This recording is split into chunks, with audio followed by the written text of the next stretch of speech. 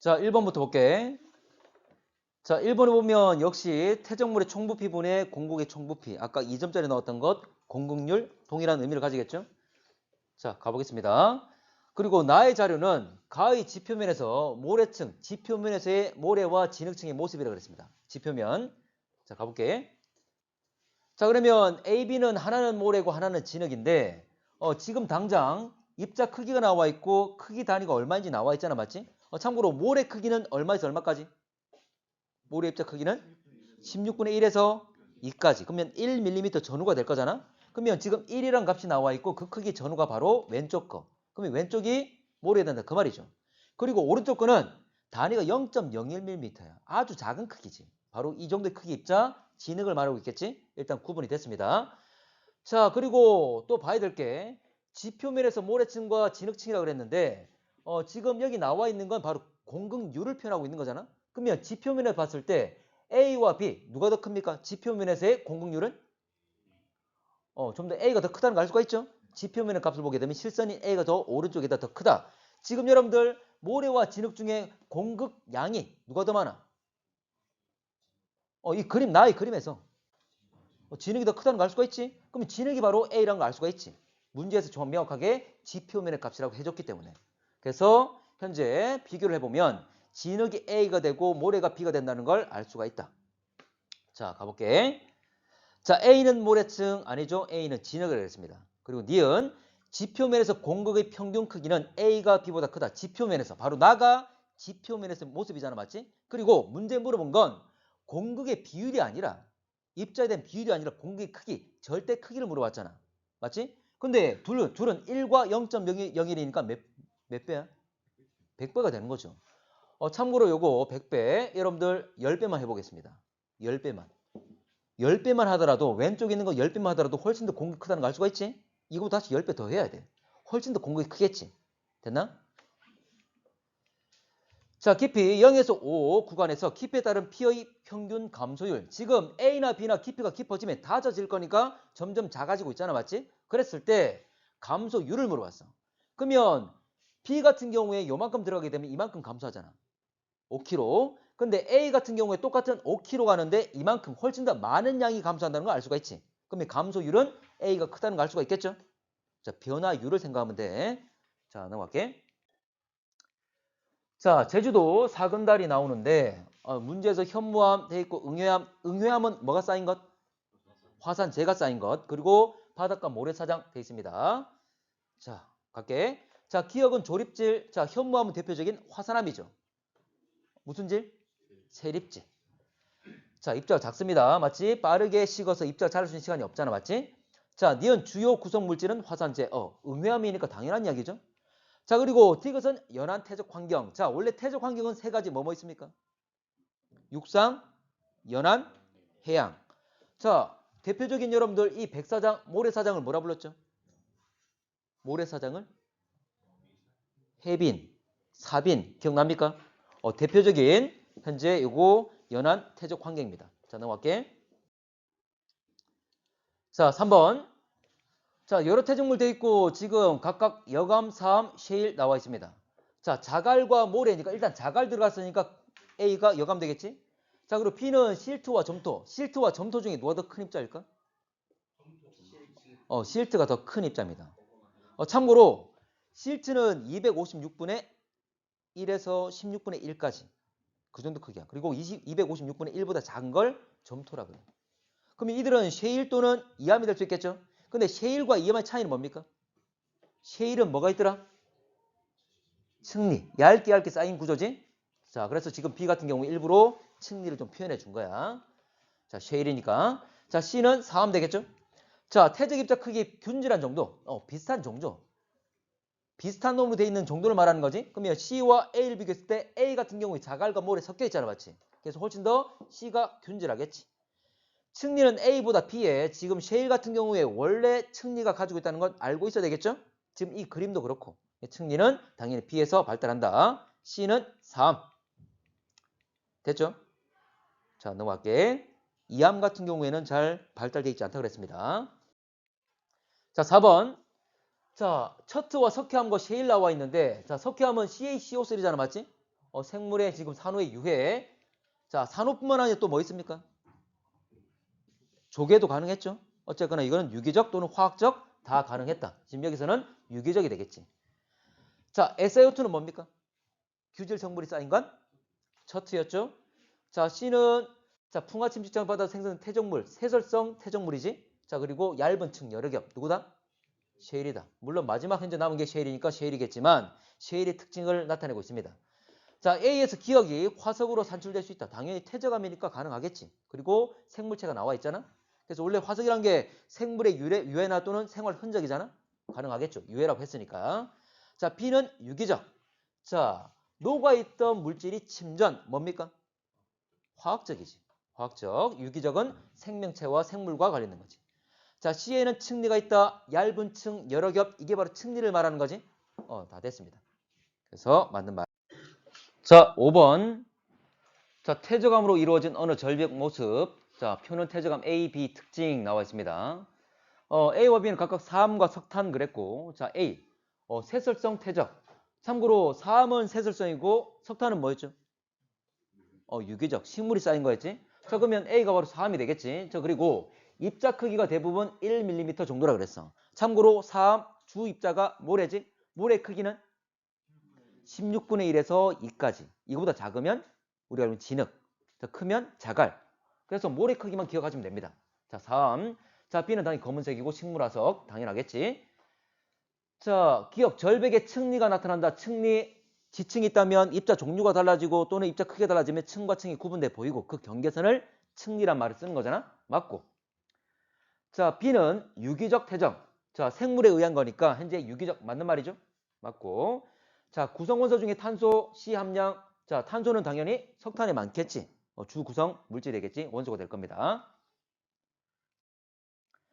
자, 이 퇴적 지형 뭡니까? 선상지를 말하는 거지.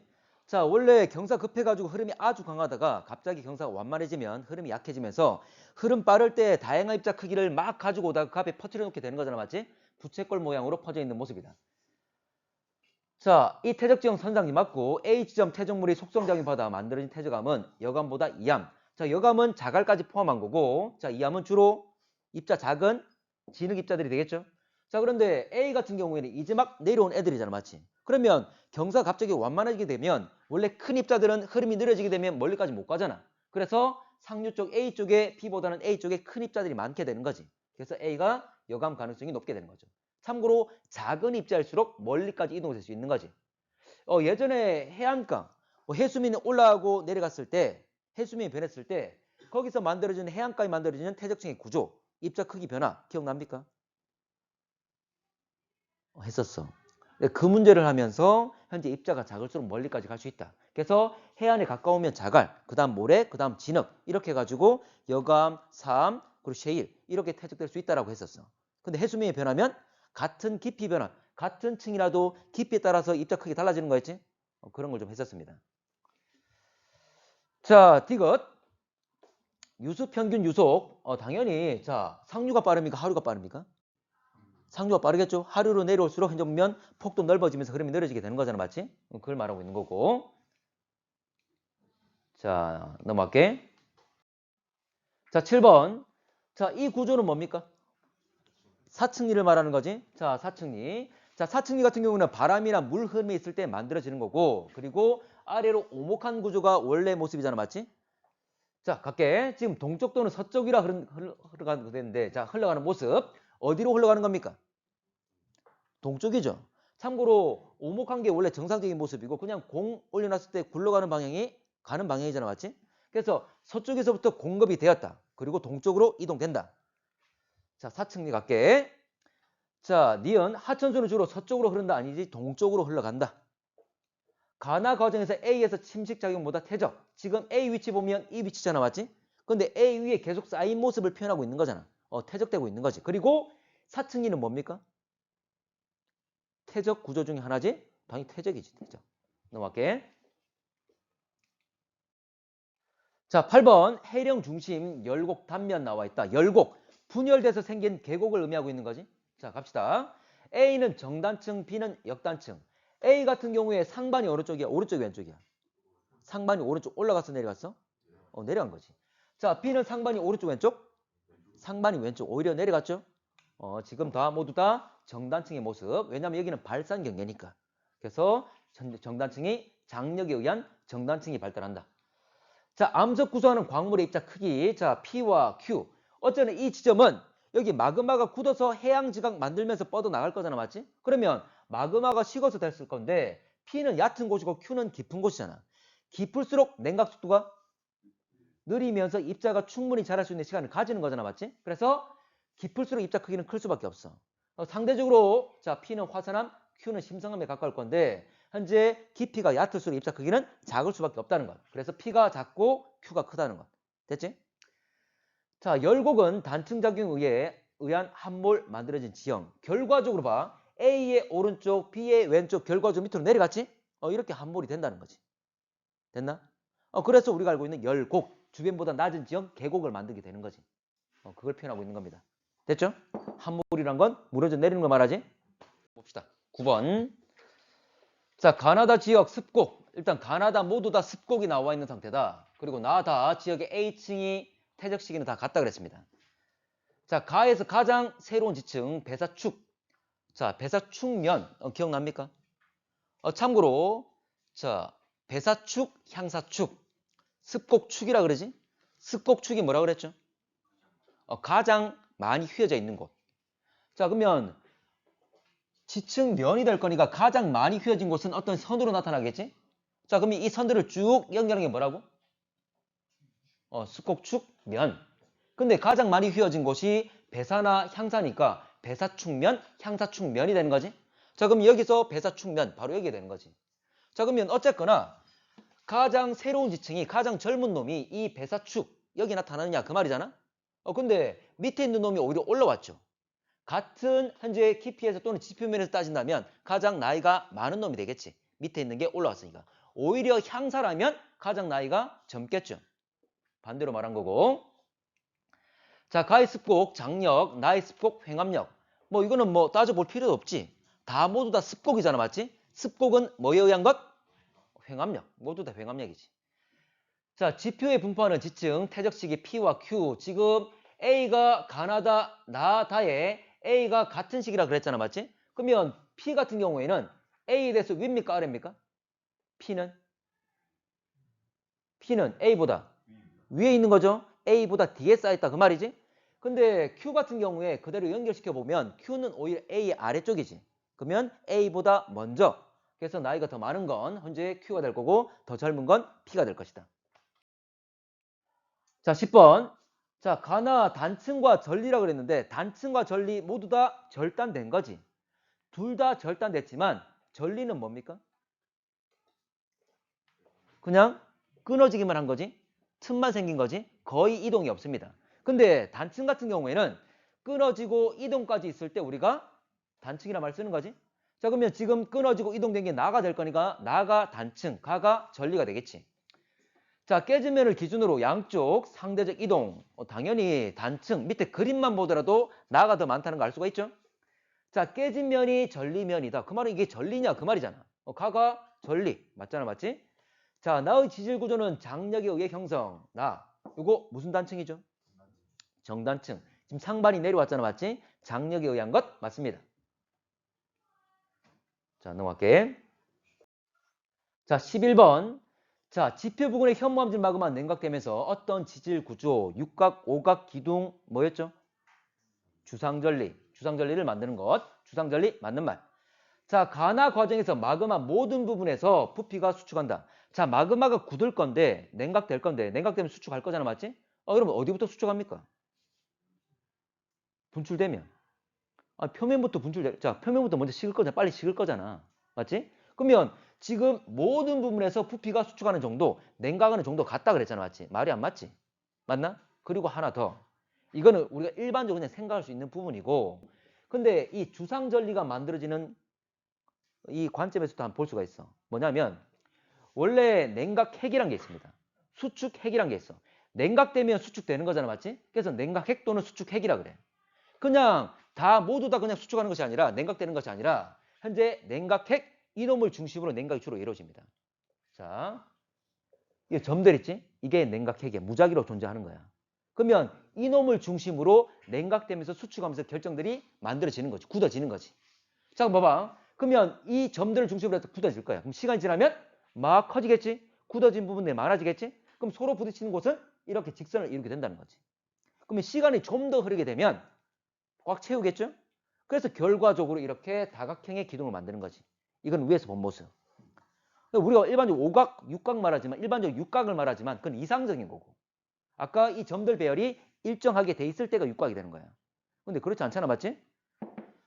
자, 그래서 실제로는 이렇게 다각형의 현재 기둥 모양을 만들 수가 있다. 실제 모습. 꼭 육각, 오각입니까? 그건 아니잖아, 맞지? 어쨌거나 그러면 냉각핵 중심으로 된다면 자, 각 지역마다 냉각되는 건 냉각되는 정도가 다 다를 거잖아, 맞지? 냉각 속도가 다른 거지? 그걸 표현하고 있는 거지. 자, 나의 화성암은 반려암이다. 자, 화성암. 지금 이거 현무암이라 했잖아, 맞지? 일반적으로. 자, 그러면 화산암이 되겠죠? 반려암은 뭡니까? 심성암이지. 안 맞지? 자, 넘어갈게. 그래서 바깥에 분출될 때 만들 수 있는 화산암이 해당된다.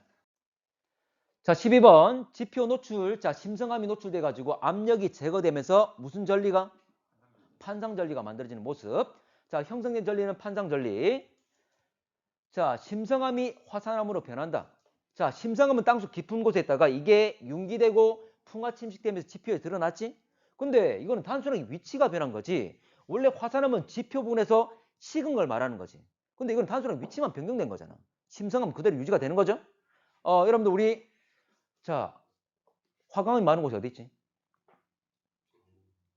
제주도라니. 강원도 어디?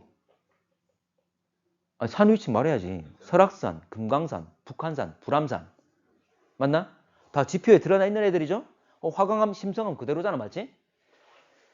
자, A 부분 심성암의 부피 변화는 연적 방향이 수평 방향보다 크다. 부피 변화. 그래서 연적 방향, 내리 누르고 있는 방향이잖아, 맞지? 참고로 우리가 물속에 들어가게 되면 수압을 받잖아. 원래 모든 방향으로 받는 거지. 땅속에 있으면 압력 똑같이 모든 방향으로 받습니다. 그렇지만 당연히 수직 방향으로 가장 크게 받는 거잖아. 그래서 융기와 침식으로 제거가 되면 이 수직 방향의 압력이 가장 많이 제거가 되기 때문에 결과적으로 판상 전리가 잘 만들어지는 거지. 누르는 힘이 제거되었기 때문에. 됐나? 자, 그래서 수평 방향. 판상 전리 발달 됐습니다.